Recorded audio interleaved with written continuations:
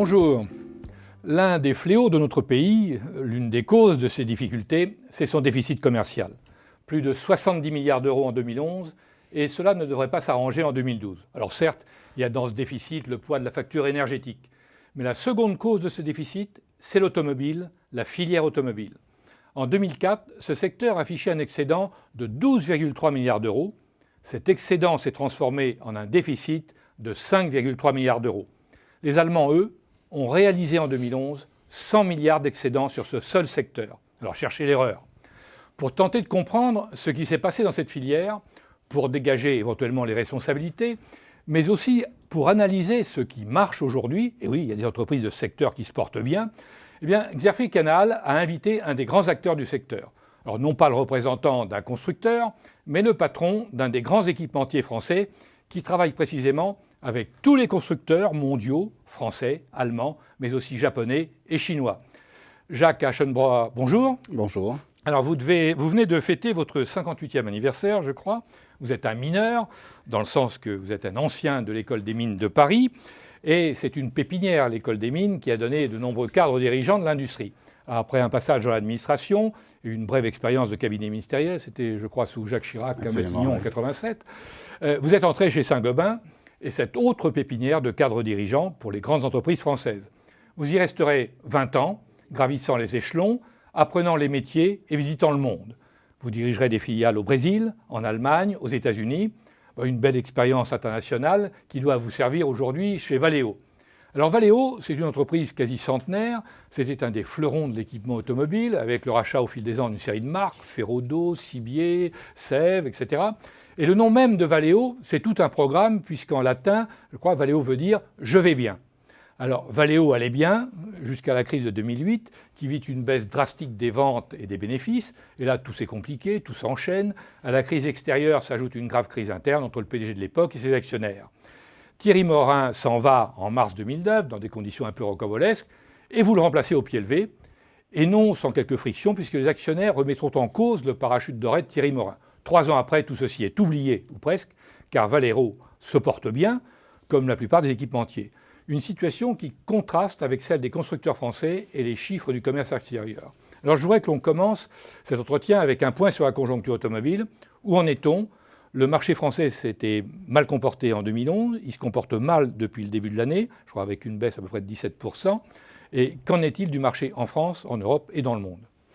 Alors c'est plus facile de commencer par le monde. Et je vais faire comme un escargot. Oui. En partant du monde, je vais essayer de revenir au centre de votre question qui est la France. Parce que finalement, ce que vous avez dit tout à l'heure, notre marché, c'est le monde, c'est l'ensemble des clients mondiaux. Je rappellerai uniquement quelques petits chiffres. C'est que même si on est né en France il y a 89 ans, on fêtera notre 90e anniversaire l'année prochaine.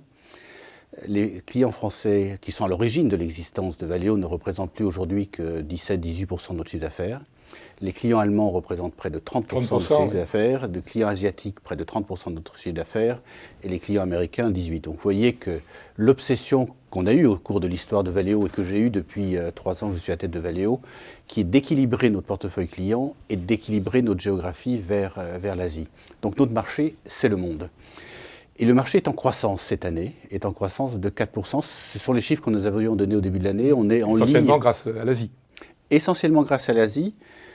Et un paradoxe fait toujours du bien. Le pays émergent à plus forte croissance, c'est quand même les États-Unis et l'Amérique du Nord, qui après la très grave crise de 2008-2009 à laquelle vous faisiez référence, est en rebond très spectaculaire.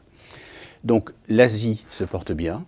Et en Asie, les différents pays, le Japon est en très forte croissance, mais se compare avec l'année dernière, c'était le tsunami, donc les chiffres ne sont pas très significatifs, mais en très très forte croissance. La Chine, il y a toujours une interrogation sur la Chine, ça fait à peu près 30 ans que je vais... Sur les statistiques chinoises Non, pas sur les statistiques chinoises, c'est que au début de cette année, on disait la Chine est en stagnation, le taux de croissance va baisser. Je reviens de Chine où j'ai passé une semaine il y a 3 semaines. Je suis très optimiste sur la Chine, à un moment où personne ne l'était. Puis les statistiques du mois de mai montrent que la croissance chinoise a été de 16% après quelques mois de stagnation. Mais c'est la réalité de la Chine. La Chine a tout d'un coup poussé l'urticaire, des coups d'accordéon en quelque sorte, oui. Non, pas d'accordéon. ça va toujours dans le même sens. Oui, c'est-à-dire que le marché chinois a cru de 35% en 2010, il a un peu stagné après et il recommence à croître. Donc globalement, je suis assez confiant sur le marché chinois. L'Asie du Sud-Est va très bien. L'Inde est un tout petit peu plus compliqué, mais globalement l'Asie croît très vite. L'Amérique du Nord, comme je disais, croît très vite. L'Amérique du Sud est un peu plus compliqué, à -10, donc c'est plutôt une source d'inquiétude, mais avec des fondamentaux qui restent très le Brésil solides. qui... Alors, l'industrie automobile en Amérique du Sud, c'est principalement le Brésil et l'Argentine. Et les deux pays sont... L'Argentine produit. L'Argentine produit, absolument. Alors en fait, l'Europe représente encore un peu plus de 50% de notre chiffre d'affaires, même si ces dernières années, on a doublé notre présence en Asie. 50% de la chiffre d'affaires, ça compte. Alors qu'est-ce qui se passe en Europe? La croissance de 4% est une croissance qui se fait malgré une chute de 5% en Europe. Et on est aujourd'hui à peu près dans les chiffres qu'on avait indiqués au début de l'année, 5%. Mais les 5%, c'est finalement une Europe un peu à deux vitesses. Il y a certains de nos clients allemands, qui marchent bien. Et les marques premium à la fois allemandes, Volvo, Jaguar Land Rover, qui marchent très bien, qui continuent à bien marcher. Et les autres clients qui sont un peu plus en difficulté, en particulier ceux qui sont très exposés à l'Europe du Sud. On a la chance, nous, Valeo, que les clients allemands, qui représentent 30% de notre chiffre d'affaires au niveau mondial, les clients allemands plus les marques premium Volvo, Jaguar Land Rover représentent aux alentours de 43-44% de notre chiffre d'affaires en Europe. Donc on est un peu protégé. Et c'est les marques de luxe qui marchent? Les marques de luxe marchent bien, les fameuses marques premium. Elles marchent encore bien, en principe pour le marché européen et pour l'exportation. Alors, vous avez 70 000 employés sur 127 sites dans le monde. C'est ça. Et ce qui est frappant, c'est de voir que vous avez effectivement l'innovation, la technologie tiennent une très grande place dans le développement de la firme. Et vous avez organisé l'entreprise autour de 4 grands pôles. Alors, quels sont ces grands pôles? Alors, l'un des problèmes de Valeo était une société très éclatée, avec 11 branches et 140 divisions. Des multiples produits, finalement. Oui, des multiples produits, mais qui en fait étaient, quand on regarde dans le détail, répartis en 4 grands pôles d'activité. L'un qui est tout ce qui est lié à la chaîne de traction autour du moteur. L'autre qui est le thermique, l'air conditionné que vous avez dans votre voiture et tous les systèmes qui vont avec. Le troisième, qui est ce qu'on a appelé la visibility, c'est pour nous 2 très grands marchés, où on est numéro 1 mondial dans l'un et l'autre, numéro 2 dans l'un et numéro 1 dans l'autre, qui est l'éclairage et l'essuyage de la voiture, qui sont 2 fonctions importantes qui sont liées à la sécurité. Et le dernier, c'est ce qu'on a appelé confort et assistance à la conduite, qui sont des marchés, je ne sais pas ce que vous avez comme voiture, mais si quand vous vous garez, il y a un petit bip-bip qu'on entend, il y a très grande chance que ce soit style Valeo, et si la voiture se gare toute seule, voilà, c'est notre produit. Vous avez un produit qui permet à la voiture de se garer toute seule. Absolument, absolument. Alors, il paraît que c'est autorisé dans les garages particuliers, mais pas sur la voie publique. Non, ce qui est autorisé, on a présenté à Francfort en septembre dernier, au salon de Francfort, une voiture où laquelle vous prenez votre téléphone portable et vous appuyez sur un bouton et c'est comme si les voituriers que vous avez dans les restaurants ici à Paris prenaient la voiture et allaient la garer toute seule. Alors ça, c'est ce qu'on appelle un concept car, c'est un concept qu'on a présenté à nos clients, qui intéresse beaucoup de nos clients, puisque ça préfigure un peu ce qui pourra se passer plus tard d'une voiture qui conduit un peu plus seule que ce qui est aujourd'hui, et en particulier dans l'environnement urbain. C'est vrai que la législation ne le permet pas aujourd'hui, mais la législation évolue. Et elle le permettra sans doute demain. Et le permettra. Oui. Mais par contre, si vous êtes assis dans votre voiture, la voiture peut se garer toute seule, qui pour moi est une aide très importante à titre personnel. Donc, mais ce sont des produits qui sont importants. Alors, on a voulu répartir notre société sur 4 pôles qui sont très homogènes les uns avec les autres, qui nous permettent de focaliser notre recherche et développement sur des ensembles plus vastes, non seulement sur les produits, mais aussi sur les systèmes. Et on est, en termes de recherche et développement, une société qui consacre énormément d'argent. Combien vous consacrez? Alors si on compare, et je pense que c'est la bonne façon de le faire, les dépenses de R&D qu'on a sur le chiffre d'affaires première montre, non pas le remplacement, on dépense 9,5% de notre chiffre d'affaires, ce qui est considérable, et qui est en croissance de 30% depuis 2009. Donc toujours plus d'innovation. C'est toujours plus d'innovation. En fait, je crois que pour gérer une entreprise comme Valeo, il faut un certain nombre d'obsessions, et j'en ai 2. La première, c'est innover. et en particulier sur la réduction des émissions de CO2 qui vont représenter les 3/4 de notre croissance dans les années qui viennent. Et le deuxième, c'est l'Asie et les pays émergents. L'Asie représente déjà plus de 50% de la production automobile mondiale. Ça représente aujourd'hui, après une acquisition qu'on a faite l'an dernier au Japon, représente 25% de notre chiffre d'affaires. Donc on a encore une marge de manœuvre extrêmement importante pour que notre chiffre d'affaires et notre répartition de chiffre d'affaires reflètent un peu mieux la géographie et l'économie mondiale. Sur l'innovation, vous avez un système qui s'appelle le Stop and Start, qui se développe et va se développer beaucoup. C'est-à-dire, ça s'arrête quand on est au feu rouge, à l'arrêt, ça coupe le moteur. Donc on consomme moins d'essence. C'est bien ça? Alors, c'est exactement ça.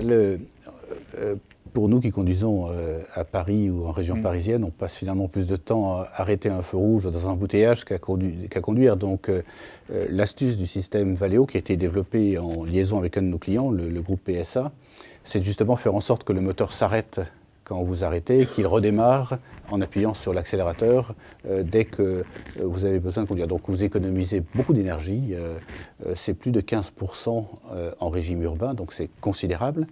Et ce qui est intéressant, c'est qu'il y a plusieurs technologies qui existent, qui se sont développées, les nôtres, celles de certains de nos concurrents, mais aujourd'hui il est admis que ce sera un standard dans l'industrie.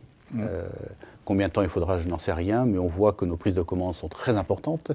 C'est un métier sur lequel on a une part de marché sur les différentes technologies extrêmement importante.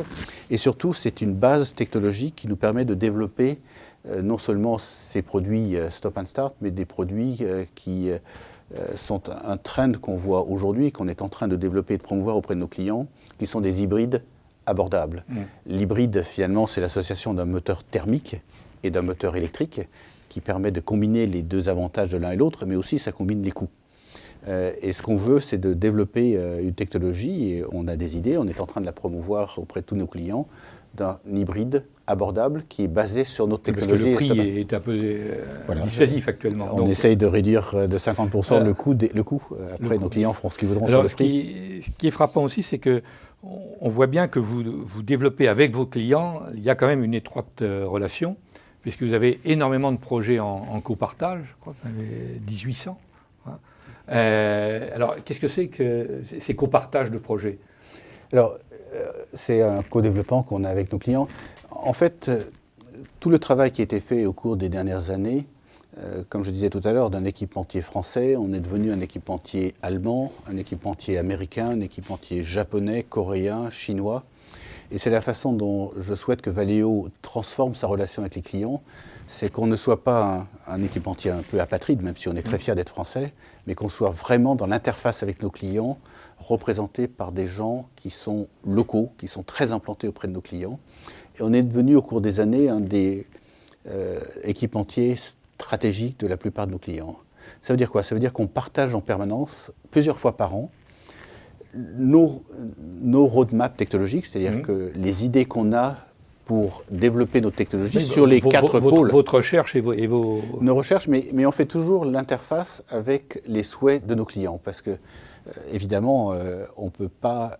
Tous nos clients n'ont pas les mêmes projets de recherche, et même s'il y a deux grands trends aujourd'hui dans l'industrie, nos clients ont leur roadmap technologique et on veut s'assurer en permanence que les idées qu'on peut avoir sont conformes au roadmap de nos propres clients et que les deux finalement s'enrichissent. Donc on est au courant, on est au cœur du réacteur de développement de chacun de nos clients. Mais est-ce qu'il n'y a pas un problème de confidentialité? Parce que vous êtes effectivement au cœur des projets de vos clients, mais vos clients sont en même temps concurrents entre eux. Alors je pense que ce qu'on vend dans une société comme Valeo, puis je voulais vous interrompre tout à l'heure, je ne l'ai pas fait, mais la terminologie a de l'importance. Il y a quelques années, on était des sous-traitants.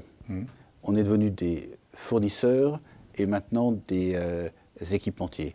Et cette terminologie représente quelque chose d'assez profond puisque on est devenu de plus en plus les partenaires de nos clients. Et votre valeur ajoutée est de plus en plus importante dans un véhicule. Elle est de plus en plus importante, même si on a décidé de se consacrer. On n'est pas la Samaritaine de l'équipementier automobile et on fournit tout. On s'est vraiment focalisé sur un certain nombre de métiers pour lesquels on est numéro 1 ou numéro 2 mondial.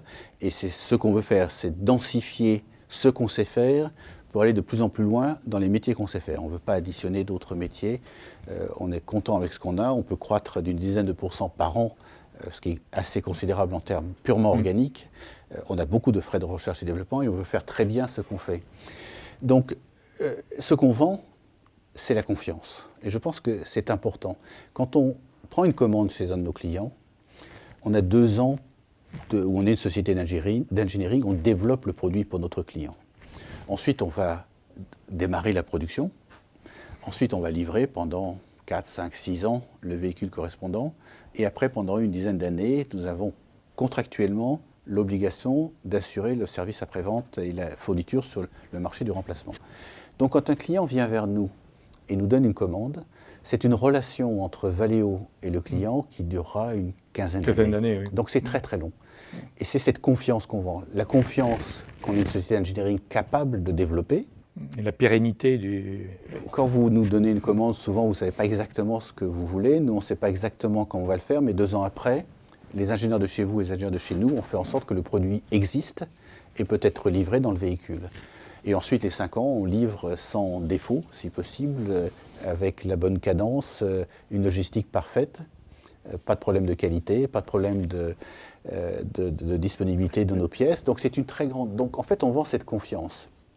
Et nos clients doivent avoir confiance que quand on a une relation étroite avec eux, ça reste chez nous et ça ne diffuse pas vers d'autres clients. Donc on a vraiment des relations qui sont à la fois créer des briques technologiques chez nous pour répondre aux besoins de chacun de nos clients, mais par contre les informations qu'on a de tel et tel client, et c'est pour ça que vous m'entendez rarement parler, ou voire jamais, parler de clients spécifiques, parce que cette relation de confiance fait qu'ils ne nous donnent leur secret ou leur souhait à long terme que s'ils ont la certitude qu'on gardera le secret. Mais en même temps, vos équipes, vous développez un produit donné avec une de vos équipes et un constructeur. Et puis, il y a un autre constructeur qui a un projet un peu similaire, vous allez mettre une autre équipe. Mais au bout du compte, vos 2 équipes, elles peuvent aussi se communiquer entre elles pour avoir un gain de productivité, non ? Gagner du temps. Alors, ça ne se passe pas tout à fait comme ça. On a développé des briques technologiques dans lesquelles on met énormément de notre savoir-faire. Et le talent de nos équipes, c'est de tirer sur ces briques technologiques, d'aller les choisir pour répondre aux besoins spécifiques de nos clients. Mais par contre, quand on a des équipes dédiées à un client, elles sont dédiées à ce client-là, sont souvent sur les projets de développement. Il y a une muraille de Chine. Et il y a des murailles de Chine extrêmement précises, comme par exemple, on voit très peu, par exemple, moi je ne vois jamais les produits en avance de phase de nos clients. Il y a un certain nombre de nos équipes qui le font et qui signent des contrats de confidentialité et qui ne divulguent jamais, ni en interne, ni évidemment en externe, le détail de ce qu'ils ont vu. La confiance dont je vous parlais tout à l'heure est absolument clé. Si on perd cette confiance, on perd une partie importante de notre capital finalement, qui est cette relation avec nos clients. Mais finalement, vous vous êtes spécialisé sur un certain nombre de créneaux de l'équipement automobile. Il y a d'autres équipementiers qui se sont aussi spécialisés. Quand on regarde une voiture aujourd'hui, quelle est la part finalement de la valeur ajoutée qui vient de l'ensemble des équipementiers et celle qui vient du constructeur ? Alors, je suis incapable de répondre à cette question pour une raison simple.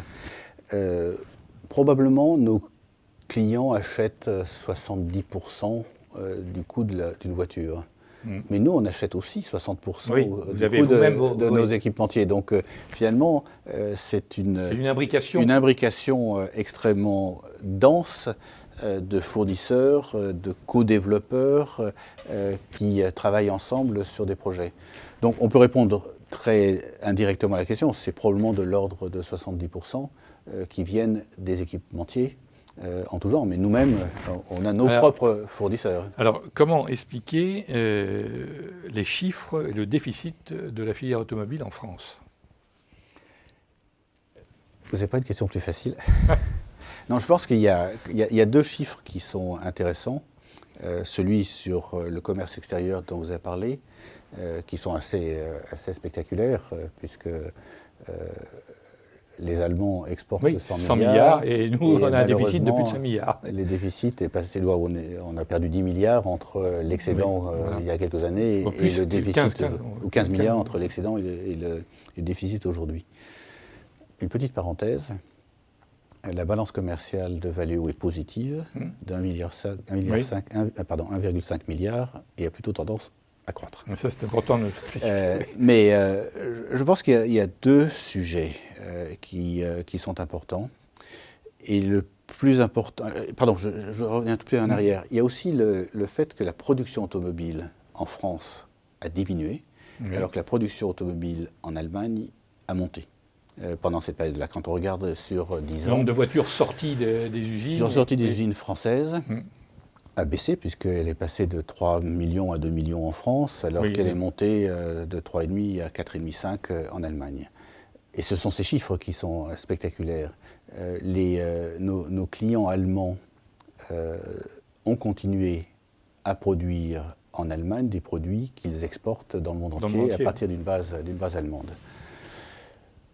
Je crois qu'il y a un certain nombre d'explications, mais il y en a une qui est fondamentale, c'est la compétitivité. Alors on a beaucoup parlé ces dernières années de la compétitivité. Ce qui me frappe, et vous avez rappelé tout à l'heure dans ma vie professionnelle, j'ai passé beaucoup d'années en Allemagne. J'ai été souvent considéré comme français en Allemagne et allemand en France, donc c'est probablement un signe que j'ai réussi à évaluer les deux. À m'imprégner des deux cultures.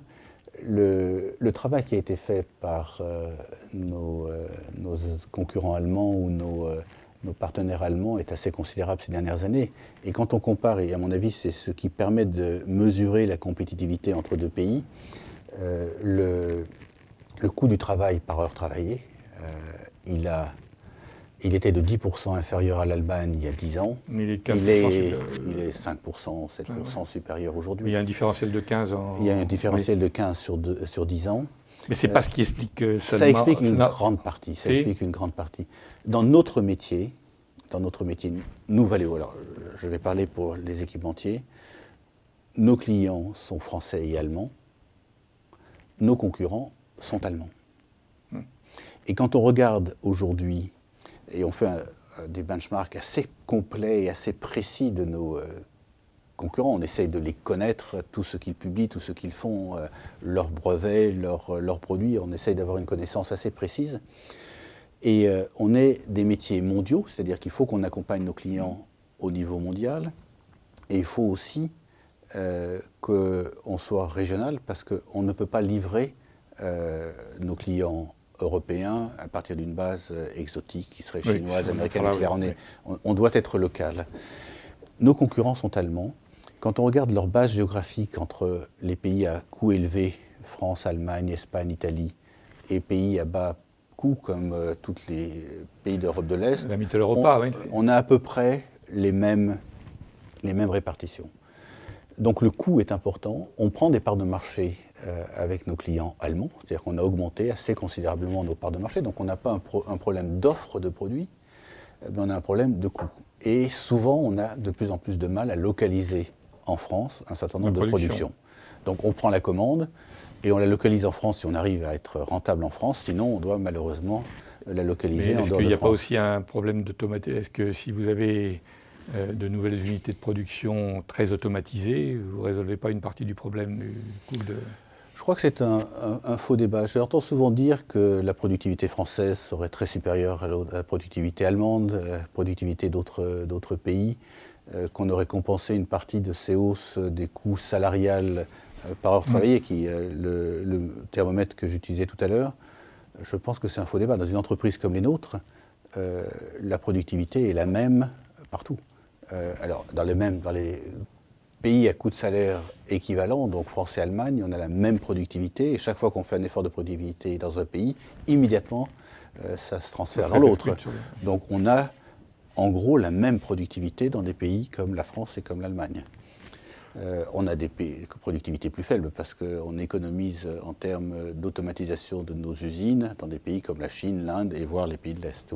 Là, on a sur la Chine, là, vous avez beaucoup investi, vous avez 22 sites, je crois, maintenant, et vous équipez les constructeurs chinois, Geely, Chery, etc.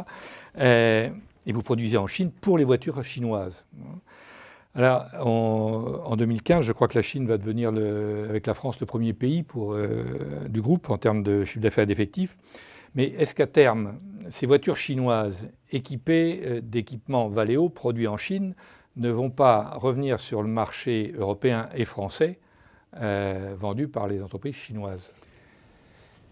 Le marché chinois est un tout petit peu plus compliqué que ce que vous avez dit. Aujourd'hui, le marché chinois, ce sont plusieurs marchés différents. Pour simplifier, il y a deux marchés. Il y a le marché des entreprises internationales non chinoises qui se sont implantées en Chine et qui ont été contraintes par le gouvernement chinois de s'associer avec des partenaires locaux qui souvent sont aussi des constructeurs. Donc vous avez sûrement entendu dire que le groupe PSA est associé d'une part à un groupe chinois qui s'appelle Dongfeng ou à Changan, un deuxième groupe. SAIC, une société de Shanghai, est associée à Volkswagen et à GM. Volkswagen est aussi associé à un autre groupe chinois qui s'appelle FAW. Donc vous avez ces joint ventures et ces joint ventures sont en train de réaugmenter leur part de marché sur le marché chinois et représentent aujourd'hui de l'ordre de 56-57% du marché chinois. Et il y a un autre marché qui est le marché des entreprises purement chinoises, Oui. qui essayent de monter en gamme. Donc sur le marché chinois, on est allé en Chine à l'origine pour nos clients traditionnels que nous avons accompagnés sur le marché chinois. Les clients allemands, français. Oui. Les clients allemands, français, japonais, américains, qui sont aujourd'hui nos plus gros clients et qui représentent à peu près les 2/3, un peu plus, 3/4 de notre chiffre d'affaires en Chine. Et le reste, donc aux alentours de 25%, c'est le chiffre d'affaires que nous faisons avec des clients purement chinois. Alors en tant qu'équipementier, on observe un double phénomène. Un phénomène de montée en gamme de nos clients chinois. Oui. Et plus ils montent en gamme, plus ils viennent vers des équipementiers comme nous. Parce que c'est beaucoup plus rapide pour eux de faire appel à des équipementiers comme nous qui avons fait tout le chemin ces dernières années pour avoir les technologies et pour avoir le savoir-faire. Donc ils montent en gamme, ils viennent vers des équipementiers comme nous et dans le même temps, l'espace laissé à des équipementiers purement chinois est en train de diminuer. Et donc on ne voit pas apparaître aujourd'hui, je ne serais pas capable d'identifier nos concurrents chinois qui seront dangereux pour Valeo dans les années qui viennent. C'est quelque chose qu'on regarde de façon extrêmement précise. Donc pour nous, il y a un double avantage. Je vais répondre à votre question. Il y a un double avantage de travailler avec les entreprises chinoises, c'est que ça nous donne accès à quelque chose qui est plus de 40% du marché chinois, qui vient compléter ce qu'on fait pour nos clients traditionnels. Et dans le même temps, ça nous permet de laisser moins d'espace à des concurrents potentiels chinois éventuels qui pourraient venir ensuite nous attaquer sur nos bases traditionnelles. Il est clair aujourd'hui, et je pense que personne ne le conteste, personne ne sait combien de temps ça va durer, mais qu'après les clients ou les constructeurs automobiles japonais, il y a eu les Coréens, et Hyundai a eu une croissance spectaculaire ces dernières années, et c'est un client important pour Valeo, il y aura des Chinois qui seront les Hyundai du XXIe siècle. Il y en aura un, deux ou trois, je ne sais pas lesquels ce seront, qui non seulement seront puissants sur le marché national, qui est le plus gros marché automobile au monde, mais qui commencent déjà à exporter. Et s'ils rachètent des marques d'ailleurs en Geely Europe, a racheté Volvo. Volvo, c'est pour avoir des points d'entrée. Et Geely qui a racheté Volvo est un de nos clients. Volvo est un client traditionnel important pour Valeo, mais Geely est un client. Chery dont vous avez parlé, Great Wall, GAC, tout ça, SAIC, ce sont des clients de Valeo. Et on voit qu'ils montent en gamme. Alors effectivement, peut-on reprocher à ces clients chinois qui montent en gamme de venir exporter dans les pays européens quand les clients traditionnels de Valeo, donc les Japonais, les Allemands, les Français et les Américains, contrôlent aujourd'hui encore près de 60% du marché chinois. À ce moment-là, peut-être qu'on pourra demander aux Chinois d'assembler les voitures Geely en Europe, mais en prenant des sous-ensembles ou des équipements fabriqués en Europe. Absolument, mais c'est ce qui va se passer. C'est-à-dire que j'ai aucun doute, vous avez vu, il se trouve que j'étais co-président d'une société coréenne quand Hyundai, d'une société purement coréenne, a commencé à exporter, donc à la fin des années 90. Ils ont commencé par exporter à partir de leur base coréenne et ensuite se sont implantés en Europe. Ils sont en République tchèque et en Slovaquie, en Amérique du Nord et ils commencent à s'implanter dans d'autres pays. Donc je suis convaincu, et ils commencent à le faire, que nos clients chinois s'implanteront localement. Ils commenceront vraisemblablement à importer des pièces de Chine et après la logistique se compliquant, ils achèteront des équipementiers du type Valeo oui, parce que localement. c'est comme ça qu'on pourra rétablir un peu les déséquilibres des balances commerciales. Et c'est ce que fait par exemple le Brésil, qui exige maintenant, notamment pour les constructeurs coréens, qu'il y ait une part de valeur ajoutée faite sur le territoire. Et l'Europe sera amenée à faire ça. C'est-à-dire qu'on va avoir une régionalisation du commerce mondial qui va s'organiser peu à peu.